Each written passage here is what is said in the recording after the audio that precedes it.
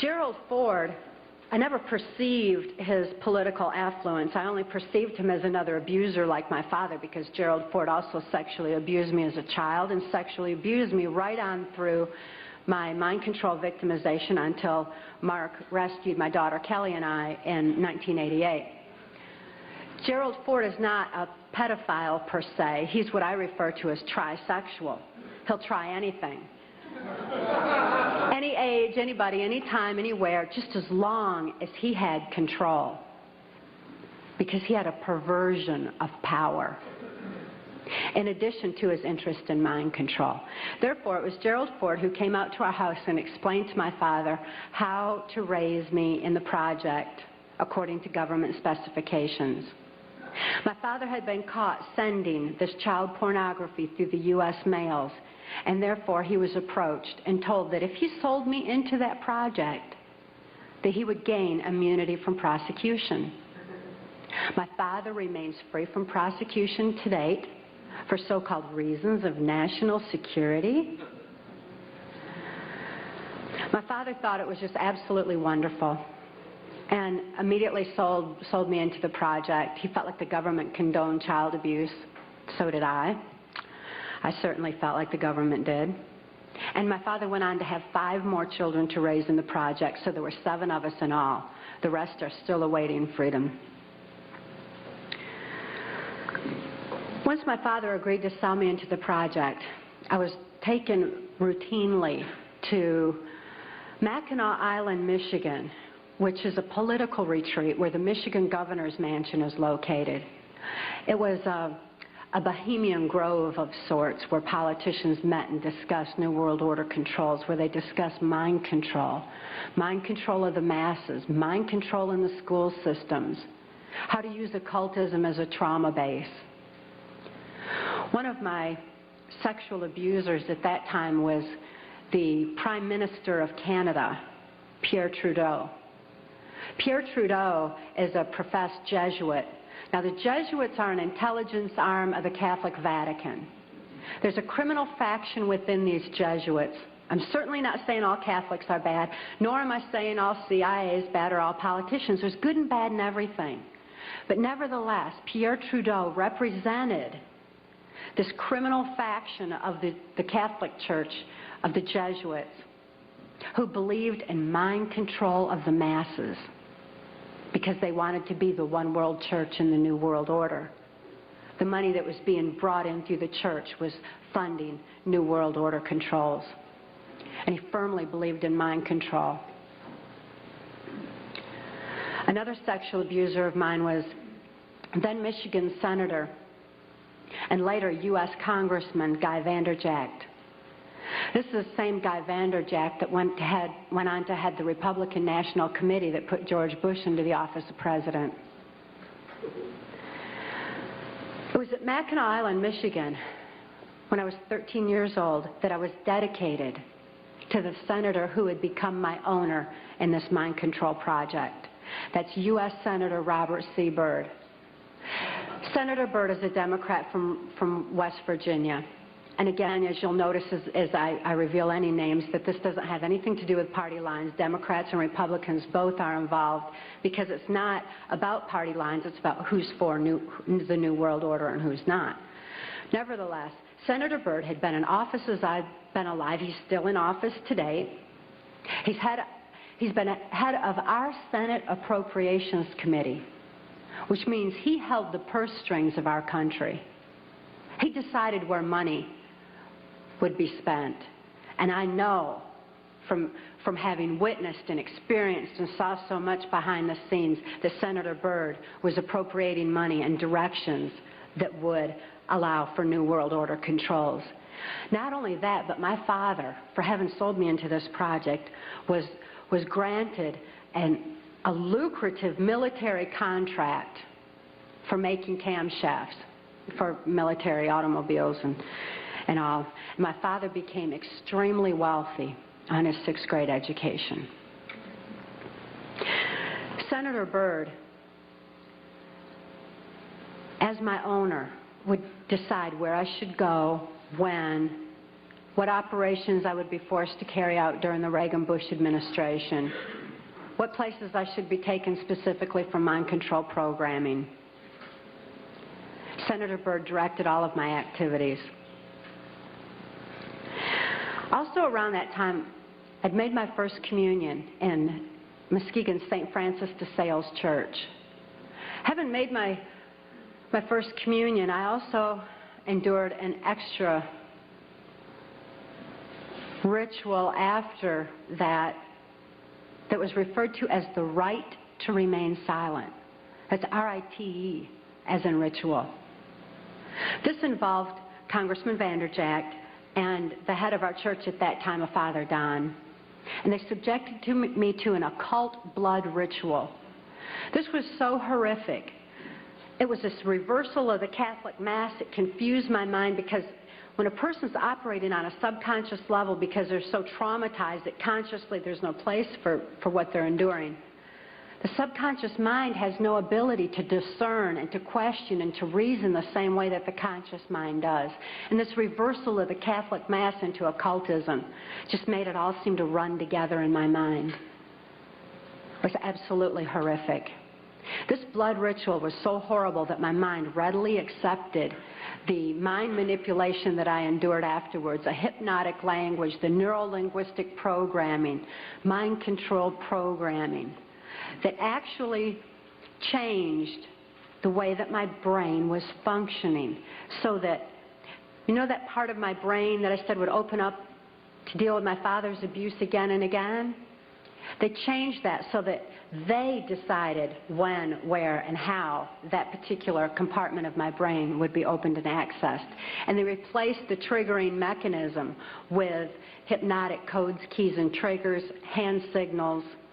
There's also phone tones that can also open those neuron pathways and give access to the compartmentalized memory as well. They replaced that at that time. And this was with this right to remain silent. I also had a silence in my head after that, because up until that time, I heard, it was just my own voice, but I heard my voice arguing back and forth with all these different perceptions and from the different compartments in order that I could formulate some kind of a decision about things. I remember before the right to remain silent that I had some free thoughts of my own, and I had hoped for a place in the world where people didn't abuse each other. I'd hoped to have 10 children that I knew would be at least 10 children in this world that weren't abused. I'd hoped for those things, but with the right to remain silent, I lost my capacity, my ability for free will thinking. I lost my ability to even hope anymore. I lost all free will entirely. This right to remain silent silenced this argument that always went on in my head, and instead, all I ever heard from that point on was the voices of my abusers directing me, telling me exactly what it was I was supposed to do. I could only robotically follow those instructions and carry them out. By the time I was ready for high school, Senator Byrd ordered that I be sent to Muskegon Catholic Central High School. At that time, there was an enormous emergence of information. The Catholics had long since learned the effects of trauma on the human mind. They'd learned it and kept records of it for so many years, with such things as the Spanish Inquisition and other aspects where people who didn't follow the belief systems were wiped out. The Crusaders had also recorded a great deal of information pertaining to trauma on the human mind. This information was being merged with the Hitler-Himmler research that the CIA had taken and had been advancing on. The combination of the merging of the information was very powerful. And Muskegon Catholic Central was a place where this information was being brought together. It was at Catholic Central that the very basis, the very groundwork for Global Education 2000 was being implemented. This is Goals 2000, outcome-based education. There's many different names for the the program that's being implemented in our school systems is being forced on our children by the federal government. Global Education 2000 was designed to increase our children's learning capacity while decreasing their ability to critically analyze. That way they would just readily accept whatever they were told without any question and just take all the information in. At Catholic Central, I got straight A's. I did really good in school because I was photographically recording everything in class. I endured occult ritual in the school chapel, as did numerous other students in the school. I certainly wasn't the only one. As a matter of fact, by that time, I really thought the whole world was involved in this kind of abuse. By then, my whole environment was saturated with it. This occultism, this trauma, created the photographic recording of all that I learned in school. Of course, I had no ability to critically analyze it or to creatively use it in any way, but the information was sure in there. It was while I was at Catholic Central that Gerald Ford went into the office of president. I had been conditioned by that time to believe that I had no place to run and no place to hide. This is a phrase that's used to lock in mind control victims of varying levels. There's no place to run, no place to hide. We're watching you. I certainly felt like I had no place to run and no place to hide. Who would I turn to? I couldn't turn to my parents. I couldn't turn to my church. Couldn't turn to my school. Couldn't turn to the local politicians. And now I couldn't even turn to the President of the United States.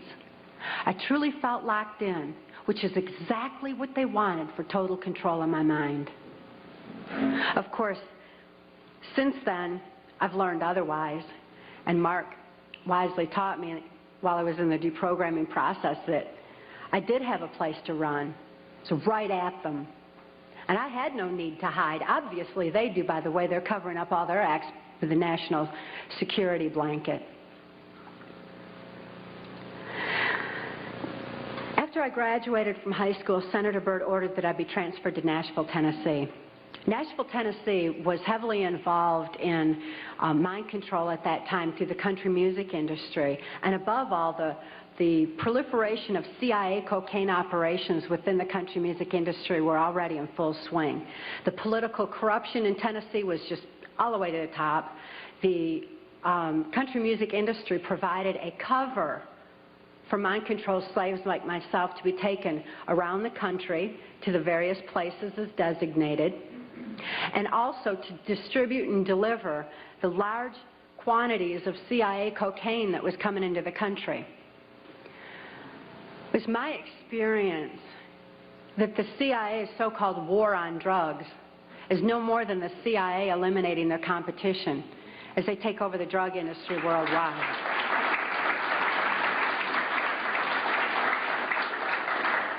They took their war on drugs to our street corners and turned our streets into a bloodbath. The country music industry provided the cover for distributing the cocaine, so Senator Byrd wanted me to be within the country music industry. Besides that, he fancied himself an entertainer of sorts, and he fiddled on the Grand Ole Opry from time to time. When I was first sent to Nashville, he was playing on the Opry that night, and he had a musician behind him, a guy named Wayne Cox. Wayne Cox later told me that playing music behind Senator Byrd wasn't the only way that he backed him, but that he backed him politically as well.